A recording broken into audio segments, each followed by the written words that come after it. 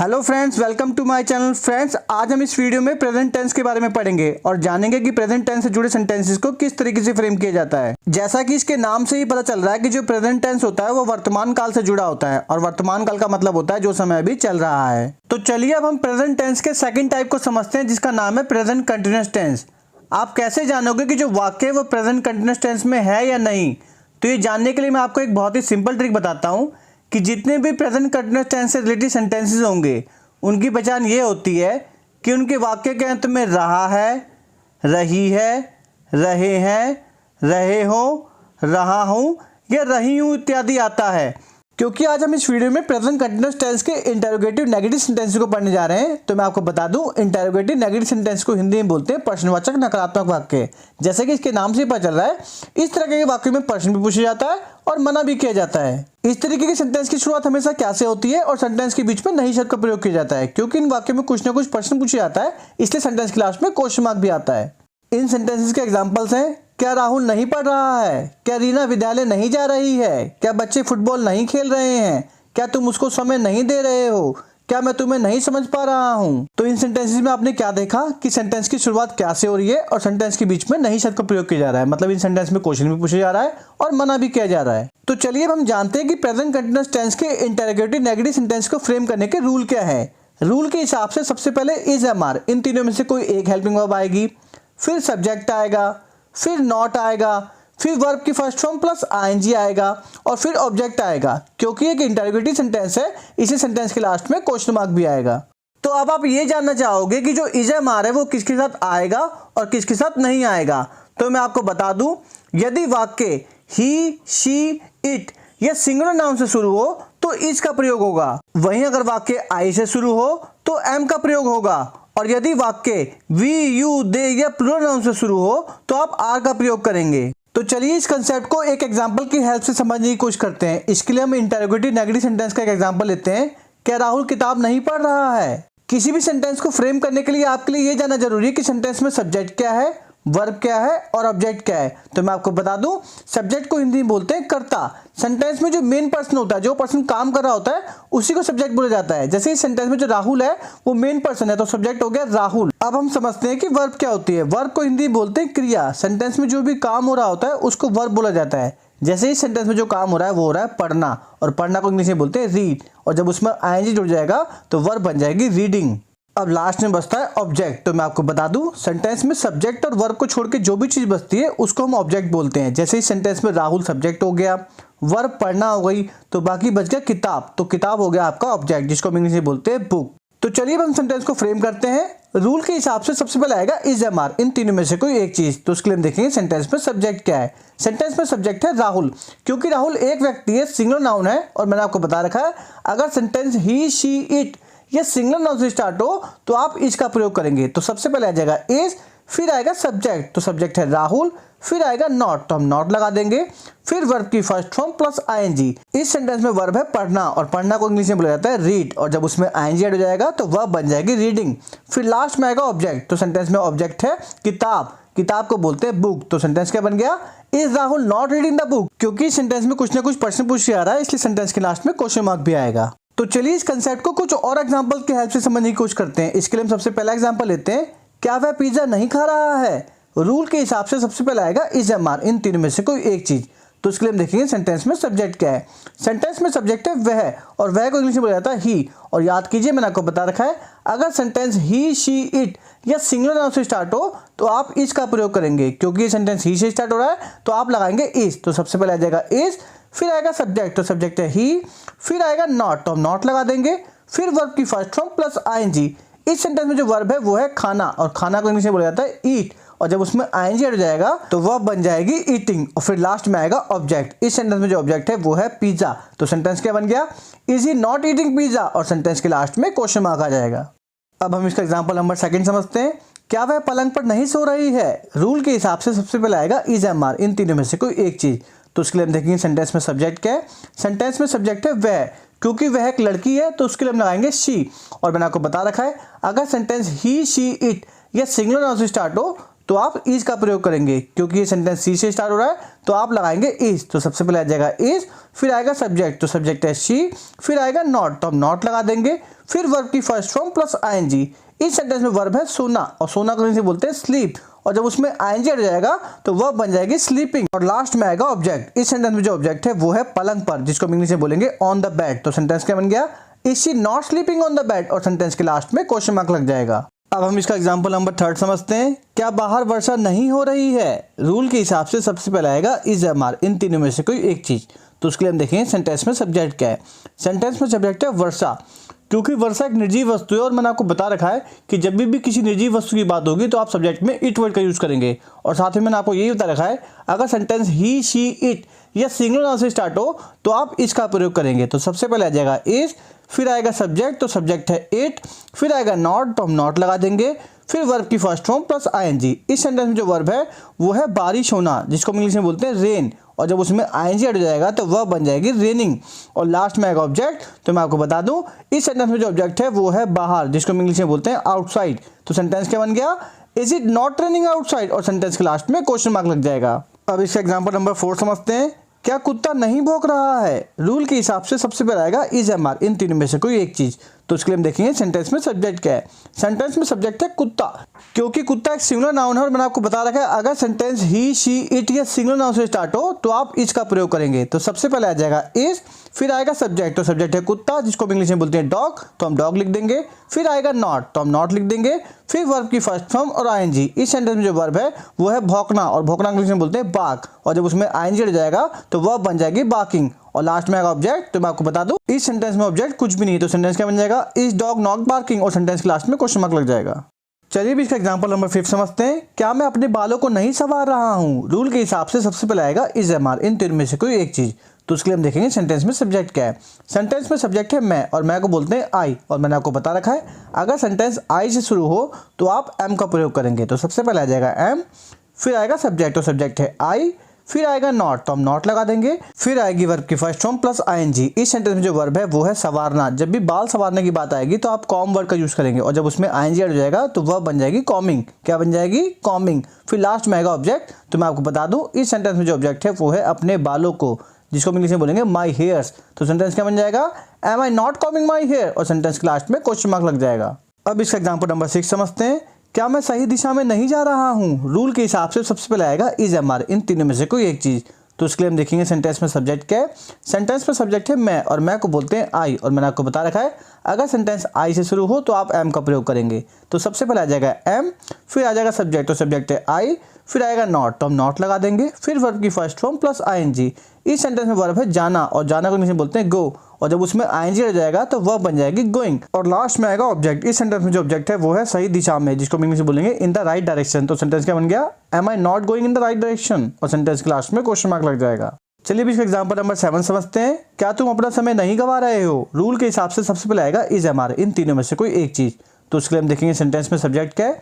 Sentence में subject है तुम, और तुम को इंग्लिश में बोला जाता है यू, और याद कीजिए मैंने आपको बता रखा है अगर सेंटेंस यू वी दे और प्लूरल नाउन से स्टार्ट हो तो आप आर का प्रयोग करेंगे। तो सबसे पहले आ जाएगा आर, फिर आएगा सब्जेक्ट, तो सब्जेक्ट है यू, फिर आएगा नॉट, तो हम नॉट लगा देंगे, फिर वर्ब की फर्स्ट फॉर्म प्लस आईएनजी। इस सेंटेंस में जो वर्ब है वो है गवाना, जिसको इंग्लिश में बोलते हैं वेस्ट, और जब उसमें आईएनजी हट जाएगा तो वर्ब बन जाएगी वेस्टिंग, और लास्ट में आएगा ऑब्जेक्ट। तो इस सेंटेंस में जो ऑब्जेक्ट है वो है अपना समय, जिसको हम इंग्लिश में बोलेंगे यूर टाइम। तो सेंटेंस क्या बन जाएगा, are you not wasting your time, क्योंकि एक प्रश्नवाचक वाक्य है, इसी सेंटेंस के लास्ट में क्वेश्चन मार्क लग जाएगा। अब इसका एग्जांपल नंबर 8 समझते हैं। क्या हम आज घर नहीं जा रहे हैं? रूल के हिसाब से सबसे पहले आएगा इज एमआर, तो उसके लिए देखेंगे सेंटेंस में सब्जेक्ट क्या है। सेंटेंस में सब्जेक्ट है हम, और हमको बोला जाता है वी, और मैंने आपको बता रखा है अगर सेंटेंस यू वी दे और प्लूरल नाउन से स्टार्ट हो तो आप आर का प्रयोग करेंगे। तो सबसे पहले आ जाएगा आर, फिर आएगा सब्जेक्ट, तो सब्जेक्ट है वी, फिर आएगा नॉट, तो हम नॉट लगा देंगे, फिर वर्ब की फर्स्ट फॉर्म प्लस आईएनजी। इस सेंटेंस में जो वर्ब है वो है जाना, और जाना को इंग्लिश में बोलते हैं गो, और जब उसमें आईएनजी हट जाएगा तो वर्ब बन जाएगी गोइंग, और लास्ट में आएगा ऑब्जेक्ट। तो मैं आपको बता दूं इस सेंटेंस में जो ऑब्जेक्ट है वो है आज घर, जिसको हम इंग्लिश में बोलेंगे होम टुडे। तो सेंटेंस क्या बन जाएगा, are we not going home today, और सेंटेंस के लास्ट में क्वेश्चन मार्क लग जाएगा। आई होप आप लोगों को सेंटेंस समझ में आ रहे होंगे। चलिए अब हम इसका एग्जांपल नंबर 9 समझते हैं। क्या वे तुमसे बात नहीं कर रहे हैं? रूल के हिसाब से सबसे पहले आएगा इज एमआर, इन तीनों में से कोई एक चीज। तो उसके लिए हम देखेंगे सेंटेंस में सब्जेक्ट क्या है। सेंटेंस में सब्जेक्ट है वे, और वे को इंग्लिश में मिल जाता है दे। और मैंने आपको बता रखा है अगर सेंटेंस यू वी दे या प्लूरल नाउन से स्टार्ट हो तो आप आर का प्रयोग करेंगे। तो सबसे पहले आ जाएगा आर, फिर आएगा सब्जेक्ट, तो सब्जेक्ट है दे, फिर आएगा नॉट, तो हम नॉट लगा देंगे, फिर वर्ब की फर्स्ट फॉर्म प्लस आईएनजी। इस सेंटेंस में जो वर्ब है वो है बातें करना, जिसको हम इंग्लिश में बोलते हैं टॉक, और जब उसमें आईएनजी ऐड हो जाएगा तो वर्ब बन जाएगी टॉकिंग, और लास्ट में आएगा ऑब्जेक्ट। तो इस सेंटेंस में जो ऑब्जेक्ट है वो है तुमसे, जिसको हम इंग्लिश में बोलेंगे टू यू। तो सेंटेंस क्या बन जाएगा, are they not talking to you, और सेंटेंस के लास्ट में क्वेश्चन मार्क लग जाएगा। अब इसका एग्जांपल नंबर 10 समझते हैं। क्या सभी लड़के मैदान में नहीं खेल रहे हैं? रूल के हिसाब से सबसे पहले आएगा इज एम आर, इन तीनों में से कोई एक चीज। तो उसके लिए हम देखेंगे सेंटेंस में सब्जेक्ट क्या है। सेंटेंस में सब्जेक्ट है सभी लड़के, क्योंकि सभी लड़के एक से ज्यादा है, प्लूरल नाउन है, और मैंने आपको बता रखा है अगर सेंटेंस यू वी दे और प्लूरल नाउन से स्टार्ट हो तो आप आर का प्रयोग करेंगे। तो सबसे पहले आ जाएगा आर, फिर आएगा सब्जेक्ट, तो सब्जेक्ट है सभी लड़के, जिसको हम इंग्लिश में बोलेंगे ऑल द बॉयज, फिर आएगा नॉट, तो हम नॉट लगा देंगे, फिर आएगा वर्ब, तो वर्ब है खेलना, जिसको इंग्लिश में बोलेंगे प्ले, और जब उसमें आईएनजी ऐड हो जाएगा तो वर्ब बन जाएगी प्लेइंग, और लास्ट में आएगा ऑब्जेक्ट। तो इस सेंटेंस में जो ऑब्जेक्ट है वो है मैदान में, जिसको इंग्लिश में बोलेंगे इन द प्लेग्राउंड। तो सेंटेंस क्या बन जाएगा, और all the boys not playing in the playground, और सेंटेंस के लास्ट में क्वेश्चन मार्क लग जाएगा। अब हम इसका एग्जांपल नंबर 11 समझते हैं। क्या सावित्री खाना नहीं बना रही है? रूल के हिसाब से सबसे पहले आएगा इज एम आर, तो उसके लिए हम देखेंगे सेंटेंस में सब्जेक्ट क्या है। सेंटेंस में सब्जेक्ट है सावित्री, क्योंकि सावित्री सिंगुलर नाउन है, तो याद कीजिए मैंने आपको बता रखा है अगर सेंटेंस ही शी इट या सिंगुलर नाउन से स्टार्ट हो तो आप इज का प्रयोग करेंगे। तो सबसे पहले आ जाएगा इज, फिर आएगा सब्जेक्ट, तो सब्जेक्ट है सावित्री, फिर आएगा नॉट, तो हम नॉट लगा देंगे, फिर आएगी वर्ब, तो इस सेंटेंस में जो वर्ब है वो है बनाना। जब भी खाना बनाने की बात आएगी तो आप कुक वर्ड का यूज करेंगे, और जब उसमें आईएनजी ऐड हो जाएगा तो वर्ब बन जाएगी कुकिंग, फिर लास्ट में आएगा ऑब्जेक्ट। तो मैं आपको बता दूं इस सेंटेंस में जो ऑब्जेक्ट है वो है खाना, जिसको हम इंग्लिश में बोलते हैं फूड। तो सेंटेंस क्या बन जाएगा, is Savitri not cooking food, और सेंटेंस के लास्ट में क्वेश्चन मार्क लग जाएगा। अब इसका एग्जांपल नंबर 12 समझते हैं। क्या वह आज विद्यालय नहीं जा रही है? रूल के हिसाब से सबसे पहले आएगा इज एम आर, इन तीनों में से कोई एक चीज। तो उसके लिए हम देखेंगे सेंटेंस में सब्जेक्ट क्या है। सेंटेंस में सब्जेक्ट है वह, क्योंकि वह एक लड़की है तो उसको हम शी बोलते हैं, और शी के साथ क्या आता है इज। तो सबसे पहले आ जाएगा इज, फिर आएगा सब्जेक्ट, तो सब्जेक्ट है शी, फिर आएगा नॉट, तो हम नॉट लगा देंगे, फिर आएगी वर्ब की फर्स्ट फॉर्म प्लस आईएनजी, तो वर्ब है जाना, और जाना को इंग्लिश में बोलते हैं गो, और जब उसमें आईएनजी हो जाएगा तो वर्ब बन जाएगी गोइंग, और लास्ट में आएगा ऑब्जेक्ट। तो इस सेंटेंस में जो ऑब्जेक्ट है वो है आज विद्यालय, जिसको हम इंग्लिश में बोलेंगे स्कूल टुडे। तो सेंटेंस क्या बन जाएगा, is she not going to school today, और सेंटेंस के लास्ट में क्वेश्चन मार्क लग जाएगा। चलिए अब इसका एग्जांपल नंबर 13 समझते हैं। क्या कूलर नहीं चल रहा है? रूल के हिसाब से सबसे पहले आएगा इज एम आर, इन तीनों में से कोई एक चीज। तो उसके लिए हम देखेंगे सेंटेंस में सब्जेक्ट क्या है। सेंटेंस में सब्जेक्ट है कूलर, कूलर एक वस्तु होती है, क्योंकि ये एक वस्तु है तो इसको हम इंग्लिश में बोलेंगे सिंगुलर नाउन, और जब भी सेंटेंस सिंगुलर नाउन से स्टार्ट होता है तो आप इज का प्रयोग करते हैं। तो सबसे पहले आ जाएगा इज, फिर आएगा सब्जेक्ट, तो सब्जेक्ट है कूलर, जिसको हम इंग्लिश में कूलर ही बोलते हैं, फिर आएगा नॉट, तो हम नॉट लगा देंगे, फिर आएगी वर्ब की फर्स्ट फॉर्म प्लस आईएनजी। इस सेंटेंस में जो वर्ब है वो है चलना। जब भी किसी इलेक्ट्रॉनिक चीज की चलने या ना चलने की बात होगी तो आप वर्क वर्ड का यूज करेंगे, और जब उसके साथ आईएनजी ऐड हो जाएगा तो वर्ब बन जाएगी वर्किंग, और लास्ट में आएगा ऑब्जेक्ट। तो मैं आपको बता दूं इस सेंटेंस में ऑब्जेक्ट कुछ भी नहीं है। तो सेंटेंस क्या बन जाएगा, is the cooler not working, और सेंटेंस के लास्ट में क्वेश्चन मार्क लग जाएगा। अब इसका एग्जांपल नंबर 14 समझते हैं। क्या उल्लू नहीं बोल रहा है? रूल के हिसाब से सबसे पहले आएगा इज एम आर, इन तीनों में से कोई एक चीज। तो उसके लिए हम देखेंगे सेंटेंस में सब्जेक्ट क्या है। सेंटेंस में सब्जेक्ट है उल्लू, क्योंकि उल्लू एक सिंगुलर नाउन है तो उसके साथ आप लगाएंगे इज। तो सबसे पहले आ जाएगा इज, फिर आएगा सब्जेक्ट, तो सब्जेक्ट है उल्लू, जिसको इंग्लिश में बोलते हैं आउल, तो आ जाएगा आउल, फिर आएगा नॉट, तो हम नॉट लगा देंगे, फिर वर्ब की फर्स्ट फॉर्म प्लस आईएनजी। इस सेंटेंस में जो वर्ब है वो है बोलना। जब भी उल्लू के बोलने की बात आएगी तो आप हूट वर्ड का यूज करेंगे, और जब उसमें आईएनजी ऐड हो जाएगा तो वर्ब बन जाएगी हूटिंग, और लास्ट में आएगा ऑब्जेक्ट। तो मैं आपको बता दूं इस सेंटेंस में ऑब्जेक्ट कुछ भी नहीं है। तो सेंटेंस क्या बन जाएगा, is the owl not hooting, और सेंटेंस के लास्ट में क्वेश्चन मार्क लग जाएगा। चलिए भी इसका एग्जांपल नंबर 15 समझते हैं। क्या मैं अपना होमवर्क नहीं कर रहा हूँ? रूल के हिसाब से सबसे पहले आएगा इज एम आर, इन तीनों में से कोई एक चीज। तो उसके लिए हम देखेंगे सेंटेंस में सब्जेक्ट क्या है। सेंटेंस में सब्जेक्ट है मैं, और मैं को बोलते हैं आई, और आई के साथ क्या लगता है एम। तो सबसे पहले लग जाएगा एम, फिर आएगा सब्जेक्ट, तो सब्जेक्ट है आई, फिर आएगा नॉट, तो हम नॉट लगा देंगे, फिर वर्ब की फर्स्ट फॉर्म प्लस आईएनजी। इस सेंटेंस में जो वर्ब है वो है करना, जिसको हम इंग्लिश में बोलते हैं डू, और जब उसमें आईएनजी ऐड हो जाएगा तो वर्ब बन जाएगी डूइंग, फिर लास्ट में आएगा ऑब्जेक्ट। तो इस सेंटेंस में जो ऑब्जेक्ट है वो है अपना होमवर्क, जिसको हम इंग्लिश में बोलेंगे माई होमवर्क। तो सेंटेंस क्या बन जाएगा, am I not doing my homework, और सेंटेंस के लास्ट में क्वेश्चन मार्क लग जाएगा। अब इसका एग्जांपल नंबर 16 समझते हैं। क्या मैं तुम्हें नहीं पहचान रहा हूँ? रूल के हिसाब से सबसे पहले आएगा इज एम आर, इन तीनों में से कोई एक चीज। तो उसके लिए हम देखेंगे सेंटेंस में सब्जेक्ट क्या है। सेंटेंस में सब्जेक्ट है मैं, और मैं को बोलते हैं आई, और मैंने आपको बता रखा है कि जब भी सेंटेंस आई से शुरू हो तो आप एम का प्रयोग करेंगे। तो सबसे पहले आ जाएगा एम, फिर आएगा सब्जेक्ट और सब्जेक्ट है आई, फिर आएगा नॉट तो हम नॉट लगा देंगे, फिर आएगी वर्ब की फर्स्ट फॉर्म प्लस आईएनजी। इसमें जो वर्ब है वो है पहचानना, जिसको हम इंग्लिश में बोलते हैं रिकॉग्नाइज, और जब उसमें आईएनजी हो जाएगा तो वर्ब बन जाएगी रिकॉग्नाइजिंग, और लास्ट में आएगा ऑब्जेक्ट। तो इस सेंटेंस में जो ऑब्जेक्ट है वो है तुम्हें, जिसको हम इंग्लिश में बोलेंगे यू। तो सेंटेंस क्या बन जाएगा, am I not recognising you, और सेंटेंस के लास्ट में आप क्वेश्चन मार्क लगा देंगे। चलिए अभी इसका एग्जांपल नंबर 17 समझते हैं। क्या तुम कपड़े प्रेस नहीं कर रहे हो? रूल के हिसाब से सबसे पहले आएगा इज एम आर, इन तीनों में से कोई एक चीज। तो उसके लिए हम देखेंगे सेंटेंस में सब्जेक्ट क्या है।